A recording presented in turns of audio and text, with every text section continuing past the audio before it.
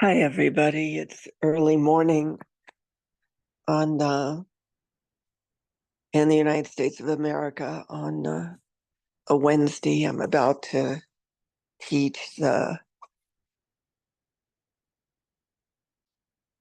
or work with the European Magi, and then we have our gathering tonight. And I have been really reluctant to record anything because everything can be heard like a conclusion or like a prediction. And the truth is that we probably can't fully comprehend what the next few years will be about. And I know most of people think secularly, but no, I'm really addressing the sacred. I am watching the spirit restore itself in the flesh. I'm watching the ethers, the energy of matter, which are ethers, and matter make choice points. I am watching embodiment and awakening, and it is an evolutionary pattern in the midst of chaos, which is really how it always works, that this extraordinary planet and cosmos of which we were formed, whenever everything reaches a certain imbalance, a certain out of equilibrium, it actually uses it. You're going to hear my grand dog snoring or making noises right beside me. um,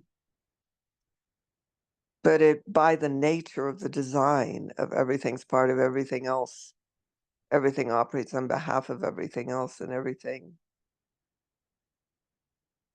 is in relationship with everything else. When there's a certain out of equilibrium, a certain choice point is made between the spirit and the flesh, the ethers and matter, the physical and the non-physical. The sacred hums and pulses and patterns in deeper, broader, wider ways, and that which has become aberrated or out of sync. It isn't that the physical world takes longer to deconstruct than the non-physical world. Well, sorry, the physical world, the non-physical world doesn't need to deconstruct, but the phenomenon is, as matter deconstructs, as the physical world deconstructs, as the secular world deconstructs, they're literally duality patterns. So the sacred becomes more viable. The body itself, the physical body, begins to feel its spirit again. The matter begins to release these ethers, which are sometimes we call, in our ignorance, spirit divas or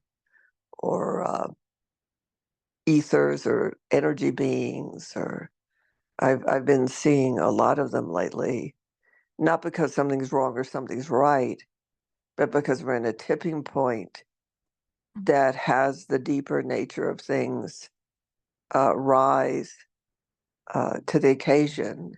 You can think of it in an interesting way. If you think about where the land and the ocean meet, if the land starts to break up, then the ocean moves in to take over the area of the land that is this separating, collapsing, dividing. We only think in the secular. We only think about human circumstance. We don't realize we're made of these extraordinary energies and these extraordinary ethers and these extraordinary spirits, and that we're part of a spirit world, and we're part of an ether world, and we're part of a sacred world that never ends here.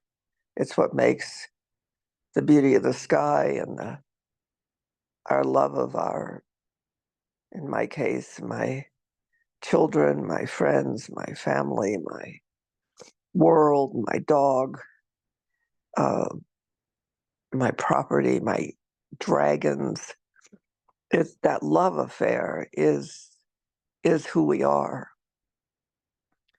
And we came into this particular reality in an imbalance. And therefore, we've been experiencing the imbalance. And then those of us who have been at work about awakening and self-realization. And self-realization isn't about identity, it's about the eternal, immortal nature of ourselves. And it's amazing because it really is made of love. It really is made of gratitude, appreciation, tenderness, wonder. But right now, when there's a deficit in those areas, it's kind of simple, not easy necessarily, but simple that we can weigh in on tenderness, vulnerability, transparency, affinity, intimacy, love, appreciation, gratitude, wonder, preciousness, tenderness, um, because the emotional field is, as so many traditions say, Abraham Hicks says that, Davaher, Italy, the temple of humankind, says that the emotions are, Einstein says it, the emotions are the movement of spirit in the physical plane. So, and then 2 years in the prophetics about emotions were going to be the through line, the important island in the angry sea, the tumultuous sea, I shouldn't have said angry, in the tumultuous sea, and that the um, and that this would go on for several years to bring back balance. And we don't kind of know what happens when things come into balance. We just don't know. But to seek that which gives us life and that which has us exist as whole in a minuscule way, especially when the outer world is cracking and changing and revamping itself in rather intense ways. But what stimulated me to make this recording and to post it on YouTube, in our gathering tonight, I'm going to try to take us as deep as we can go to try to speak about things that are new to us, new experiential states that we don't yet have a cognitive capacity to articulate. So some of us pretty much talk every day because we're watching how our biology and our emotional palette and our sense of reality and dynamics about our our personality structure are changing. And the best way to do that is to be in conversation with someone, not trying to predict or draw conclusions about what is going on. Like there's a thing out there that once we diagnose it, we'll be okay. But really to get in touch and articulate with the movement of our spirit and in touch and articulate with the movement of our flesh and being consciously conscious and not. And the interesting thing about the mental mind is that once it's amazing how when the mental mind has resonant language for what's occurring, it makes sense, not makes logic, but it has a sense making. The whole system experiences a kind of a still point, a centeredness that just doesn't happen when we're looking for the thing to identify so that we'll be all right. But the all rightness actually occurs in being able to use resonant language to tune into, to be the words to the music of what is occurring. Hence the creation templates are so vital at this time. But I wanted to share a response I made to someone who WhatsApped me, a friend.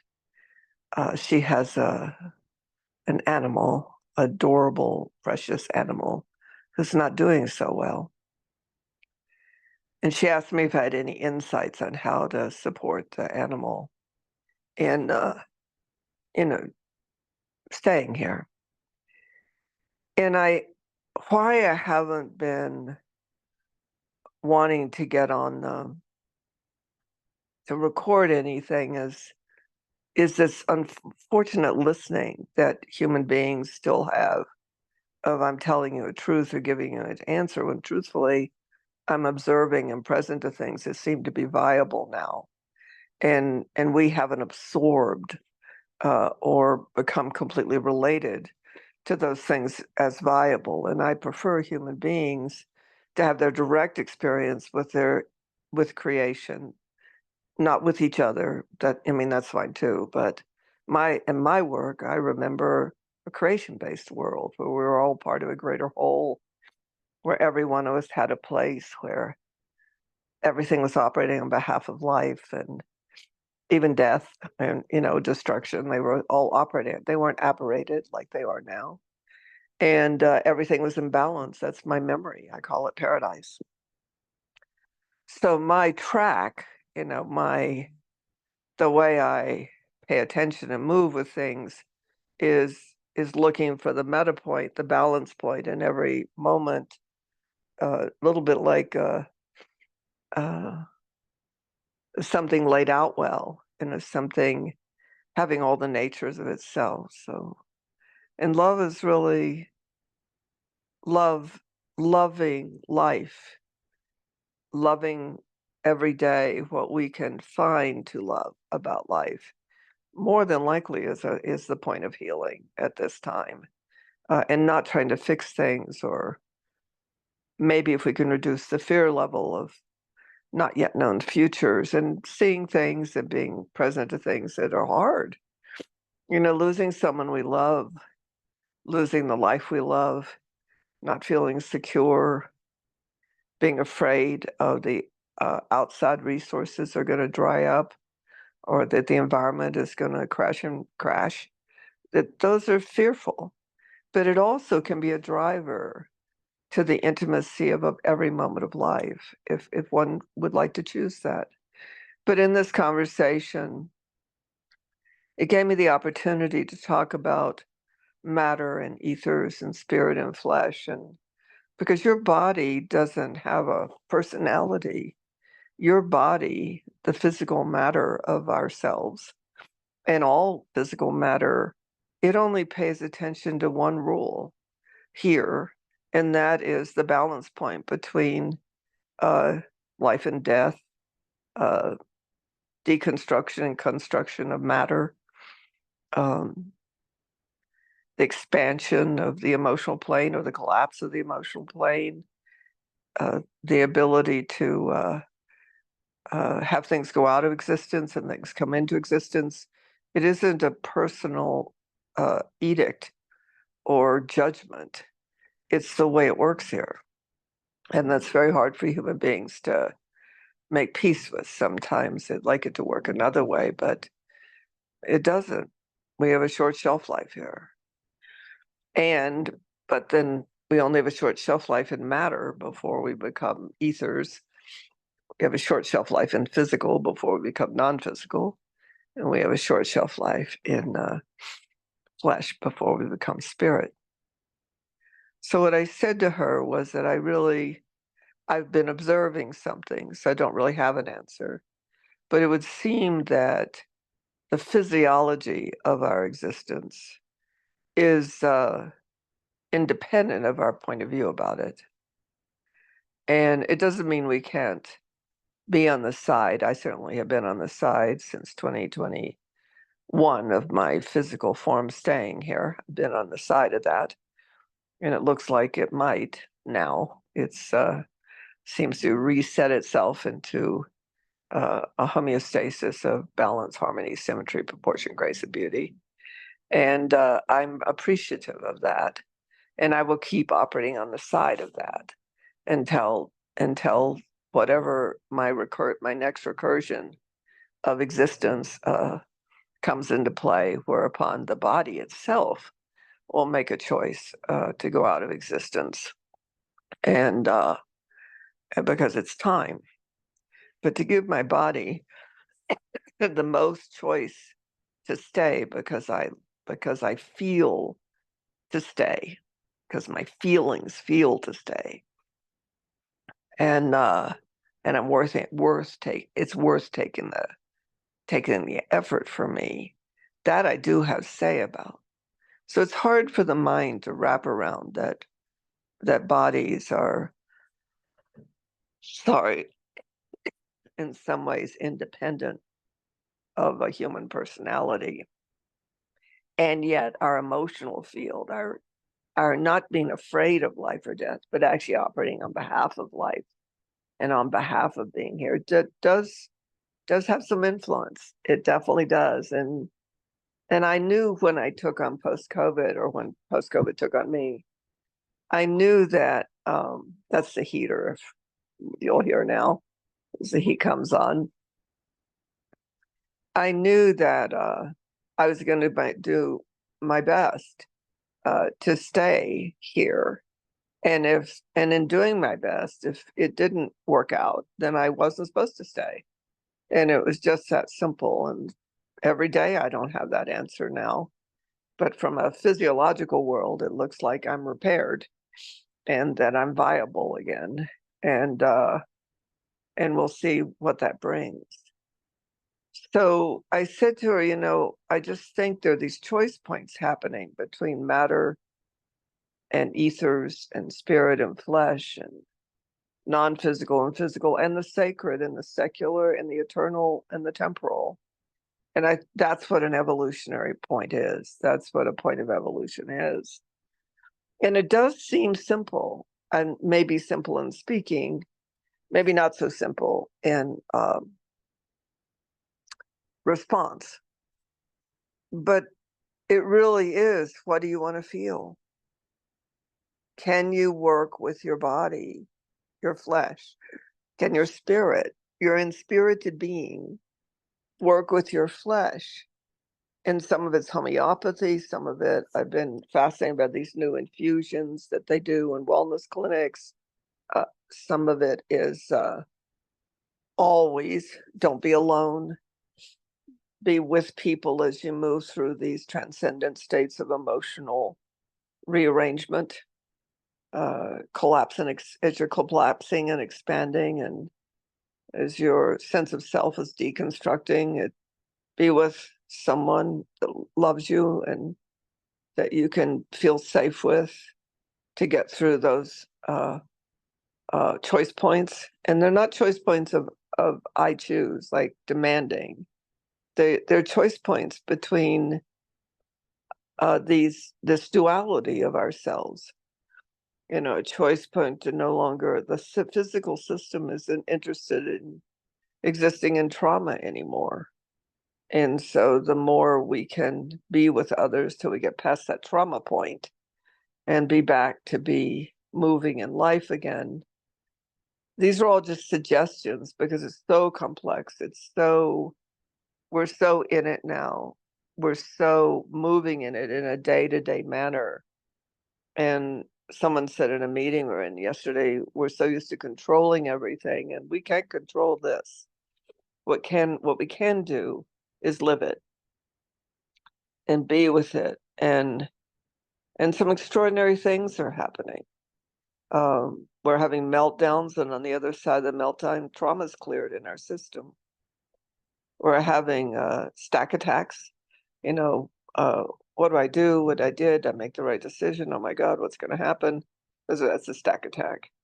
But it seems like it's neural wiring that has lost its code, like a software program that can't run its program anymore.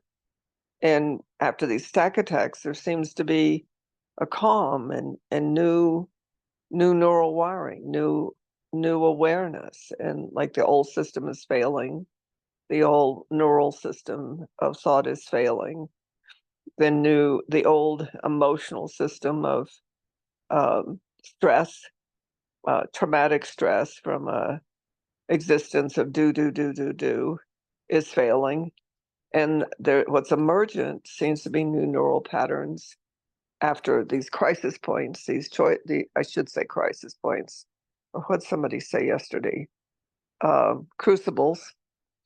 Victoria said crucibles yesterday. It's these crucible moments, emotional crucible moments, physical crucible moments, and neurological or mental crucible moments. There seems to be something on the other side of it, something new, something that hasn't been experienced before in the identity plane. And so I'm in the dark with I have one of those lights outside that, when something goes by it comes on. And so all the bugs are flying by it. So it keeps flashing on and on. And Kevin is sleeping on my pillow. And I'm able to put into language some things that aren't necessarily easy to put into language when you're living them. But I do know there are going to be these crucible points collectively and individually. And I promise you with everything in me, they're crucible points. They're not they're not endings. They're everything trying to move now into the next greater whole. Love you.